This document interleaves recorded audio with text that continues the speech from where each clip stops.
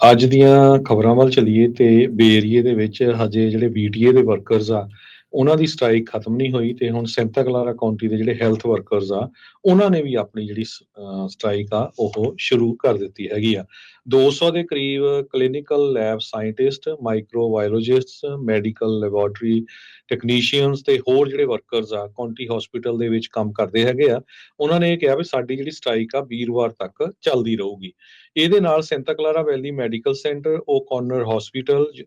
ਜੋ ਸੈਨੋਜ਼ੇ ਦੇ ਵਿੱਚ ਹੈਗਾ, ਸੇਂਟ ਲੂਇਸ ਰੀਜਨਲ ਹਸਪੀਟਲ ਜੋ ਗਿਲਰਾਏ ਦੇ ਵਿੱਚ ਹੈਗਾ, ਉਹਨਾਂ ਦੀਆਂ ਸਰਵਿਸਿਜ਼ ਦੇ ਉੱਤੇ ਫਰਕ ਪਊਗਾ।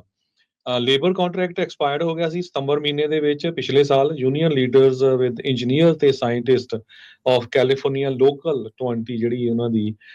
ਯੂਨੀਅਨ ਹੈਗੀ ਆ, ਉਹਨਾਂ ਨੇ ਇਹ ਕਿਹਾ ਆ ਵੀ ਅਸੀਂ ਟਰਾਈ ਕਰ ਰਹੇ ਹਾਂ ਵੀ ਜਿਹੜਾ ਸਾਡਾ ਐਗਰੀਮੈਂਟ ਆ ਉਹ ਜੋ ਵੀ ਉਹਨਾਂ ਨੇ ਆਪਣੀਆਂ ਵੇਜਸ ਵਧਾਉਣ ਦੇ ਵਿੱਚ ਹੈਗਾ ਉਹ ਛੇਤੀ ਹੋ ਜਾ ਤਾਂ ਕਿ ਲੋਕ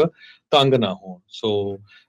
ਸੈਂਤਾ ਕਲਾਰਾ ਵੈਲੀ ਹਸਪੀਟਲ ਜਿਹੜੇ ਆ ਉਹ ਅਫੈਕਟ ਹੋ ਰਹੇ ਆ। ਪਹਿਲਾਂ ਵੀਟੀਏ ਦੇ ਨਾਲ ਬਹੁਤ ਸਾਰੇ ਲੋਕਾਂ ਨੂੰ ਪਰੇਸ਼ਾਨੀ ਆ ਰਹੀ ਆ ਤੇ ਵੀਟੀਏ ਦੇ ਵਿੱਚ ਵੀ ਜਿਹੜੇ EMPLOYEES ਹੈਗੇ ਆ ਉਹ ਕਹਿੰਦੇ ਵੀ ਸਾਡੀ ਮੰਗ ਹੈਗੀ ਜਿਸ ਹਿਸਾਬ ਦੇ ਨਾਲ ਬੇ ਏਰੀਏ ਦੇ ਵਿੱਚ ਮਹਿੰਗਾਈ ਆ, ਜਿਸ ਹਿਸਾਬ ਦੇ ਨਾਲ ਅੱਜ ਮਰਕਰੀ ਨਿਊਜ਼ ਨੇ ਆਰਟੀਕਲ ਛਾਪਿਆ ਵੀ ਜੇ ਕਿਸੇ ਨੇ ਬੇ ਏਰੀਏ 'ਚ ਰਹਿਣਾ ਆ ਤਾਂ ਉਹਦੀ ਤਨਖਾਹ ਘੱਟੋ ਘੱਟ $1,47,000 ਹੋਣੀ ਚਾਹੀਦੀ ਆ, ਚੱਲੇ ਜਾਣੇ ਤਾਂ ਉਹ ਆਪਣਾ ਰੈਂਟ ਤੇ ਜਿਹੜਾ ਰਹਿਣ ਦਾ ਉਹ ਗੁਜ਼ਾਰਾ ਕਰ ਸਕਦਾ ਹੈ। ਜੇ ਇਹੀ ਜੇ ਫੈਮਿਲੀ ਆਫ 4 ਹੋਵੇ ਤਾਂ 3.25 ਲੱਖ ਕਹਿੰਦੇ ਵੀ ਇਹ ਤਨਖਾਹ ਇਸ ਦੇ ਲਈ ਚਾਹੀਦੀ ਆ। ਸੋ ਬੇਸਿਕਲੀ ਆਮ ਲੋਕਾਂ ਦੇ ਲਈ ਉੱਥੇ ਰਹਿਣਾ ਨਾਮੁਮਕਿਨ ਵਾਲੀ ਗੱਲ ਆ। ਜਿਹੜੇ ਪੁਰਾਣੇ ਲੋਕ ਉੱਥੇ ਰਹਿ ਰਹੇ ਆ ਬਸ ਉਹਨਾਂ ਦਾ ਹੀ ਜਿਹੜਾ ਗੁਜ਼ਰ ਬਸਰ ਕਹਿ ਲਓ ਵੀ ਹੋਊਗਾ, ਅਦਰਵਾਈਜ਼ ਨਵੇਂ ਬੰਦੇ ਦੇ ਲਈ ਆ ਕੇ ਉੱਥੇ ਪੈਰ ਲਾਉਣੇ ਤਾਂ ਹੁਣ ਨਾਮੁਮਕਿਨ ਵਾਲੀ ਗੱਲ ਬਣ ਚੁੱਕੀ ਆ।